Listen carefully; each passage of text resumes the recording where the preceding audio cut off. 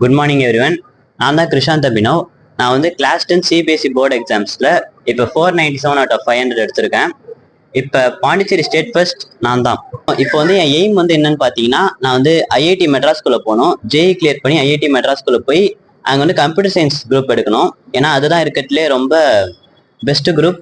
அதனால நான் அதை எடுக்கணும்னு ஆசைப்பட்றேன். சார், நான் வந்து எக்ஸாமினேஷன் எப்படி ப்ரிப்பேர் பண்ணா, டெய்லியும் எங்கள் டீச்சர்ஸ் நடத்துவாங்க. நான் வந்து நோட்ஸ் எடுத்துட்டு அதுக்கப்புறம் நான் டெய்லி ரிவைஸ் பண்ணுவேன். நான் டெய்லியும் படிப்பேன். டெய்லியும் ஒரு 10 o'clock வரைக்கும் படிச்சுட்டு தூங்கிட்டு காலைல எழுந்துச்சு 4 மணிக்கு திரும்பி திரும்பி ரிவைஸ் பண்ணுவேன். ரிவைஸ் பண்ணனால நான் கடைசியில நைட்லாம் முழிச்சு படிக்கிற மாதிரி எனக்கு வந்து ஒரு சூழ்நிலை ஏற்படல. நான் ஃபர்ஸ்ட்லேருந்தே படிச்சதுனால எனக்கு கடைசியில ரொம்ப ஈஸியா இருந்தது. இதற்கு முக்கியமான காரணம் யாருன்னு சொல்லி பார்த்தீங்கன்னா, நான் படிக்கிற ஸ்கூல் அமலர்பம் லூத்ஸ் அகாடமி.